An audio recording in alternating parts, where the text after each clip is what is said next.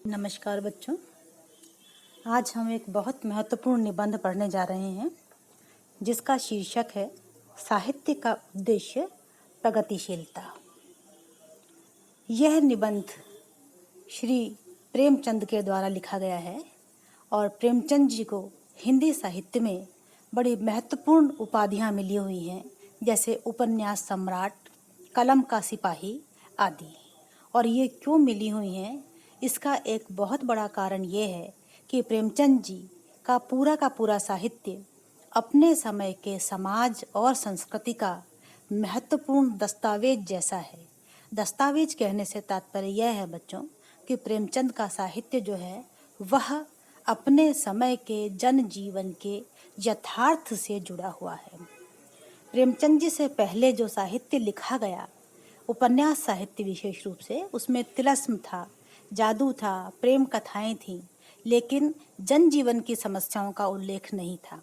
इसीलिए प्रेमचंद जी जो हैं उन्हें उपन्यास सम्राट की पदवी दी गई, क्योंकि उन्होंने साहित्य को सबसे पहली बार जनजीवन से जोड़ा, उपदेशात्मकता से बाहर निकाला। उन्होंने समाज का यथार्थ चित्रण किया और उपन्यास के तथा साहित्य की अन्य विधाओं के माध्यम से उन्होंने जनता में जागृति उत्पन्न करने का साहित्य को एक शक्तिशाली माध्यम बना दिया। और उनकी प्रेरणा से उनके समकालीन अन्य उपन्यासकार भी आदर्श का चित्रण करना छोड़कर नए युग की नई क्रांतिकारी भावनाओं को अभिव्यक्त करने लगे थे। और प्रेमचंद इस नवीन क्रांतिकारी चेतना के अग्रदूत बनकर के साहित्य क्षेत्र में उतरे थे। प्रेमचंद का दूसरा बहुत महत्वपूर्ण योगदान यह है बच्चों कि प्रेमचंद का साहित्य चूंकि जनसाधारण से जुड़ा हुआ था, इसलिए उनकी भाषा भी जन सामान्य की भाषा थी।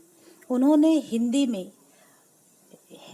ऐसी भाषा काम में ली जिसे जिस साहित्य को पढ़ करके सामान्य आदमी उसे बहुत अच्छे तरीके से समझ ले।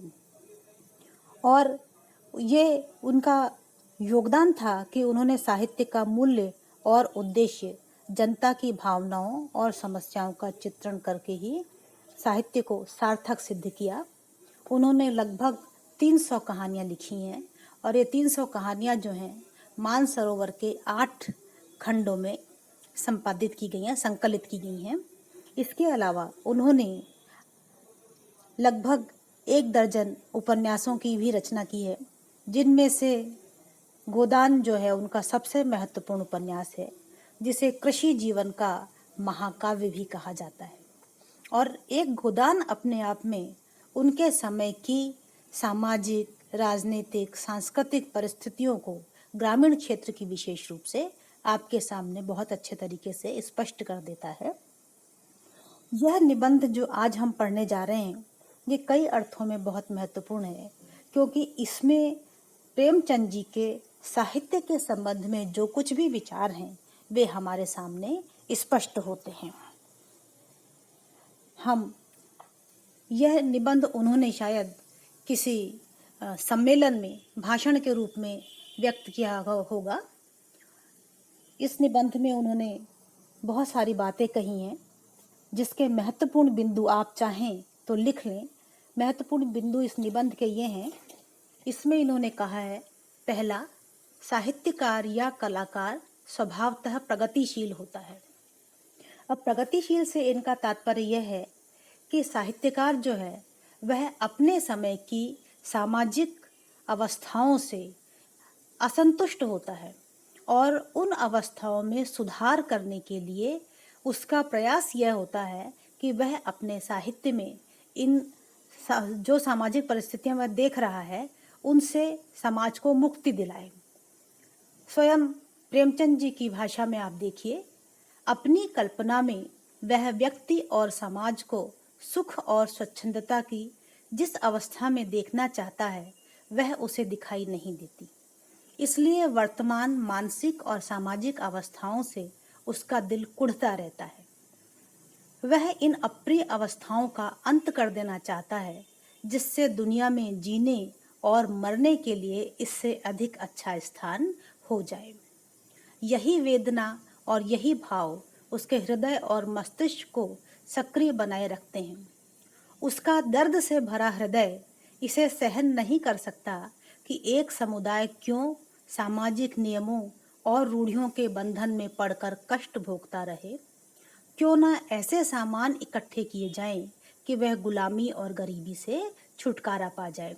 बच्चों, ये जो अंतिम पंक्ति है, इस पंक्ति में उन्होंने बहुत अच्छी तरह से स्पष्ट कर दिया कि लेखक का जो हृदय है वह यह चाहता है कि सभी सामाजिक समुदाय एक जैसी अवस्था में रहें, कोई किसी पर हावी ना हो और मानव मात्र जो है वह गरीबी और गुलामी से मुक्ति पा जाए। इसीलिए वह इस वेदना को साहित्य में अभिव्यक्त करता है और जो जितनी सच्चाई से अभिव्यक्त करता है उसका साहित्य उतना ही महत्वपूर्ण हो जाता है। फिर वे यह कहते हैं कि साहित्य जो है वह उन्नतिशील होना चाहिए और उन्नति से उनका तात्पर्य है, बच्चों ये तीसरा बिंदु है, उन्नति से उनका तात्पर्य है ऐसा साहित्य जिससे हमें दृढ़ता और कर्म शक्ति प्राप्त हो, जिससे हमें अपने दुख की अवस्था की अनुभूति हो और हम देखें कि कौन से आंतरिक और बाहरी कारण हैं जिनसे हमारा समाज ऐसी दुर्गति को पहुंच गया है और फिर हम उन्हें दूर करने का प्रयास करें। अर्थात हम ये झांकें कि हमारी कौन सी कमियां हैं और हम उन कमियों को दूर करने का प्रयास करें। इस निबंध का चौथा बिंदु जो है बच्चों वो ये है कि लेखक के अनुसार ऐसा साहित्य जो निराशा पैदा करने वाला हो वह निरर्थक है। पहले जो साहित्य था, विशेष रूप से रीतिकाल का जो साहित्य था, उसमें केवल आभिजात्य वर्ग की व्यंजना की गई है, उसमें केवल रूप सौंदर्य की व्यंजना की गई है, उसमें केवल प्रेम कहानियों का वर्णन किया गया है। तो उनके उदाहरण से प्रेमचंद जी ये कहना चाहते हैं कि हमारे लिए ऐसी कविता निरर्थक है जिससे संसार की नश्वरता का आधिपत्य हमारे हृदय पर और दृढ़ हो जाए, अर्थात हमें संसार की नश्वरता का एहसास हो, हमारे हृदयों में निराशा आ जाए। वे कहते हैं प्रेम कहानियाँ जिनसे हमारे मासिक पत्रों के पृष्ठ भरे रहते हैं वे हमारे लिए अर्थहीन हैं अगर वे हम में हरकत और गर्मी नहीं पैदा करती हैं। अर्थात उनके कहने का तात्पर्य यह है कि साहित्य ऐसा होना चाहिए जो हमारे हृदय में कोई हरकत पैदा कर सके। वे कहते हैं कि इस भावोत्तेजक कला का अब जमाना नहीं रहा, अब तो हमें उस कला की आवश्यकता है जिसमें कर्म का संदेश हो।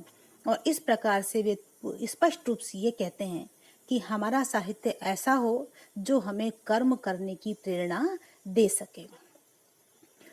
यहाँ वे एक बात और भी कहते हैं कि लेखक को अपने व्यक्तिगत दृष्टिकोण से कुछ नहीं लिखना चाहिए, बल्कि लेखक को यह ध्यान रखना चाहिए कि समाज की जो आवश्यकता है उसके अनुसार विषयनिष्ठ होकर के लिखे, वस्तुनिष्ठ होकर के लिखे। अगला बिंदु है बच्चों, ये कहते हैं कि यह माना कि साहित्य और कला का उद्देश्य सौंदर्य की सृष्टि करना है, जैसा कि हमारा प्राचीन साहित्य शास्त्र कहता है, लेकिन सौंदर्य अपने आप में सापेक्ष है अर्थात उसके संदर्भ बदलने से सौंदर्य की दृष्टि भी बदल जाती है। अब यहाँ लेखक ये कहना चाहते हैं, प्रेमचंद ये कहना चाहते हैं कि सौंदर्य एक रईस व्यक्ति के लिए अपने बागीचे में बैठकर चिड़ियों का कलकल गान सुनना एक सुंदर वस्तु हो सकती है, लेकिन ऐसा मनुष्य जो मेहनतकश है, परिश्रम से पैसा कमा रहा है, अल्प आय वर्ग का है, उसके लिए तो यह किसी भी काम की नहीं है और इसमें उसे कोई सौंदर्य दिखाई नहीं पड़ता, बल्कि यह सामग्री उसके लिए घृणा की वस्तु है। इसीलिए यहाँ प्रेमचंद कहना चाहते हैं कि अब हमें सौंदर्य की वह जो आभिजात्य परक दृष्टि थी, वह जो संपन्नता परक दृष्टि थी, उसे छोड़ करके हमें सामान्य जन जीवन की दीनता में, गरीबी में, संघर्ष में सौंदर्य को ढूंढना पड़ेगा। अगला बिंदु है बच्चों, छठा बिंदु है ये। इसमें प्रेमचंद ये कहते हैं कि सृष्टि के प्रारंभ से ही मनुष्य का उद्देश्य रहा है बंधुत्व और समता की स्थापना, सभ्यता और प्रेम की स्थापना करना। और इस हेतु धर्म प्रवर्तकों ने प्रयास किए हैं, नैतिक और आध्यात्मिक उपदेश देने वालों ने भी प्रयास किए हैं। यह महात्मा बुद्ध से लेकर हजरत ईसा, हजरत मोहम्मद आदि सभी पैगंबरों और धर्म प्रवर्तकों ने भी किया है। लेकिन देखा जाए तो समाज में समता की स्थापना आज तक नहीं हो पाई।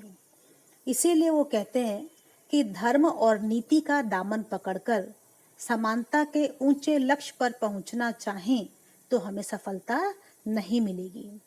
बल्कि वो ये कहते हैं कि इसीलिए हमें साहित्य रचना ऐसी करनी चाहिए जिससे हम मनुष्य के हृदय को छू सकें और उसे छू करके प्रभावित कर सकें, जिससे उसे समानता की और आदर्श की स्थापना की प्रेरणा मिले।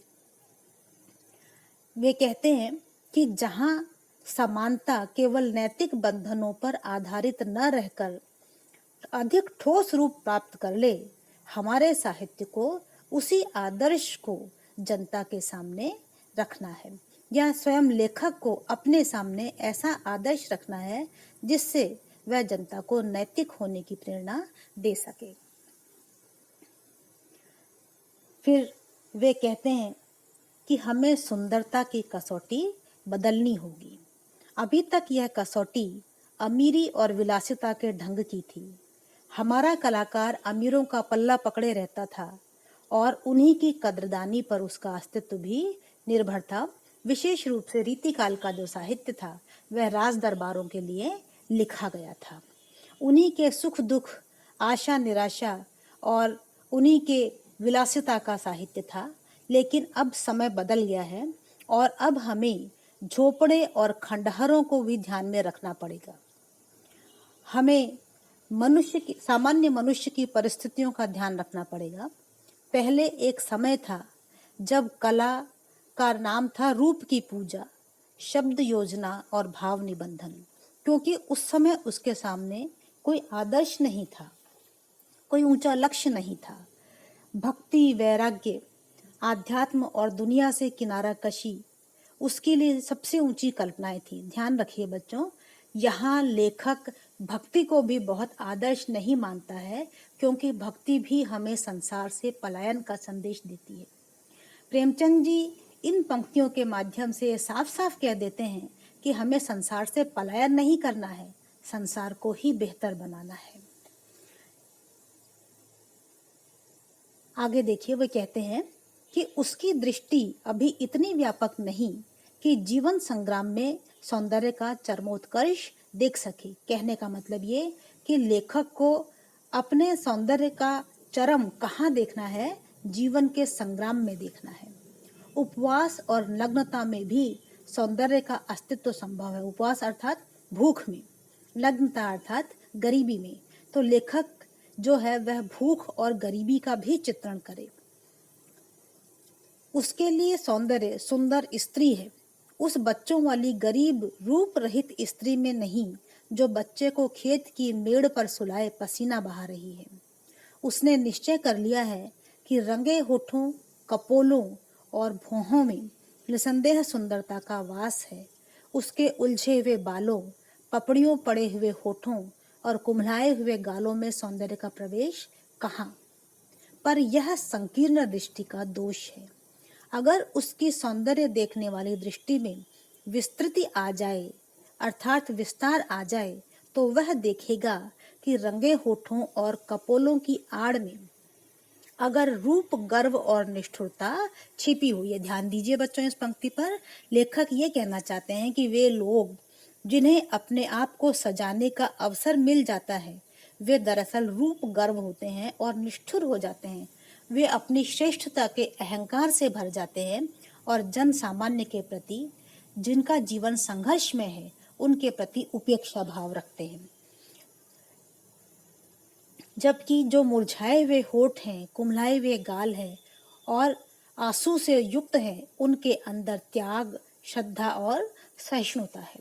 यहाँ प्रेमचंद यह संदेश देना चाहते हैं कि मनुष्य को त्याग, श्रद्धा और कष्ट सहिष्णुता के प्रति या उसके अंदर सौंदर्य की भावना के दर्शन करने चाहिए, उसी की अभिव्यक्ति करनी चाहिए।